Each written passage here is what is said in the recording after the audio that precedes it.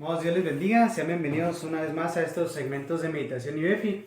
En Dios haremos proezas. Hemos estado hablando acerca de las grietas que producen ruina en la vida del cristiano.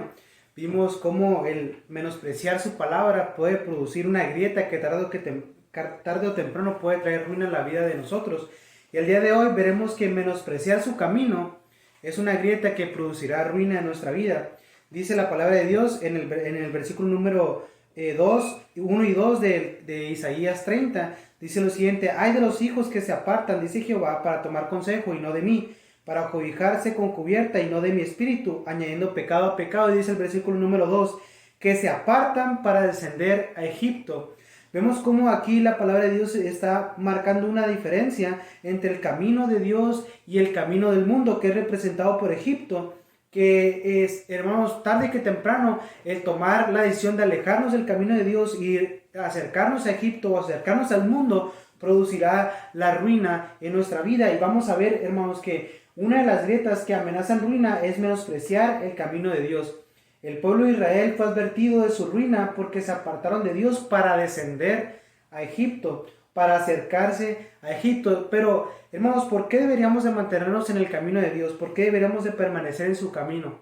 Vamos a ver cuatro cosas que la palabra de Dios nos dice, o cuatro beneficios que podemos encontrar en su camino, que no los vamos a encontrar en ningún otro lugar. Dice la palabra de Dios en Juan 14, versículo número 6, Juan 14, 6, la palabra de Dios nos dice que solamente, ¿verdad?, en su camino hay salvación, ¿verdad? En el camino de Dios podemos encontrar salvación y podemos encontrar verdad. Juan capítulo número 14, versículo número 6 dice: Jesús le dijo: yo soy el camino y la verdad y la vida. Nadie viene al Padre si no es por mí.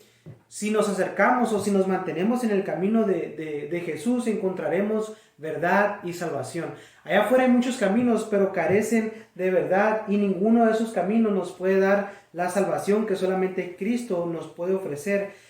No solamente tenemos la verdad en Él y la salvación, sino que también tenemos vida y bendición. Deuteronomio 5:33 dice lo siguiente: andad en todo el camino que Jehová vuestro Dios os ha mandado, para que viváis y os vaya bien y tengáis largos días sobre la tierra. Lo que la Biblia nos dice es que si nos mantenemos en todo su camino, nos irá bien. Tenemos que permanecer en su camino, no solamente para encontrar salvación y verdad, sino también para encontrar vida y bendición.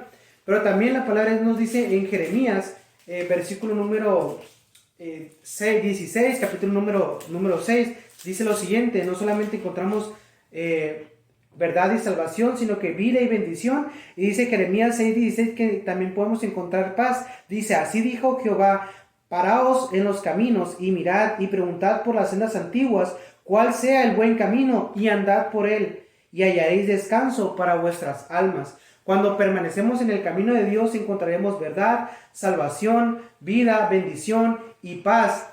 Y Dios quiere que permanezcamos en su camino para que podamos experimentar todas esas bendiciones. Y por último, no solamente podemos encontrar esto, sino que también podemos encontrar prosperidad. Josué 1:8 es un capítulo o es un versículo que normalmente lo podemos recitar de memoria, y quisiera leerlo con ustedes. Dice: nunca se apartará de tu boca este libro de la ley, sino que de día y de noche meditarás en él, para que guardes y hagas conforme a todo lo que en él está escrito, porque entonces harás prosperar tu camino y todo te saldrá bien.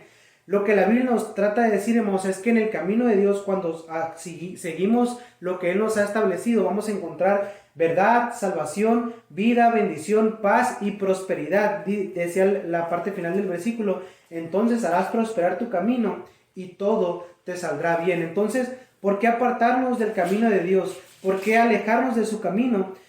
¿Y por qué permitir una grieta que tarde o que temprano va a producir ruina y seguir otros caminos?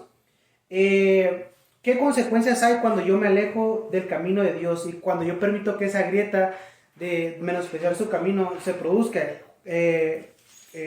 Proverbios 14:14 dice lo siguiente: no entres por la vereda de los impíos, ni vayas por el camino de los malos, déjala y no pases por ella. ¿Verdad, hermanos? Dios nos ayuda a permanecer en su camino y no dejar que esa grieta tarde o temprano produzca ruina en nuestra vida. Dios les bendiga, hermanos.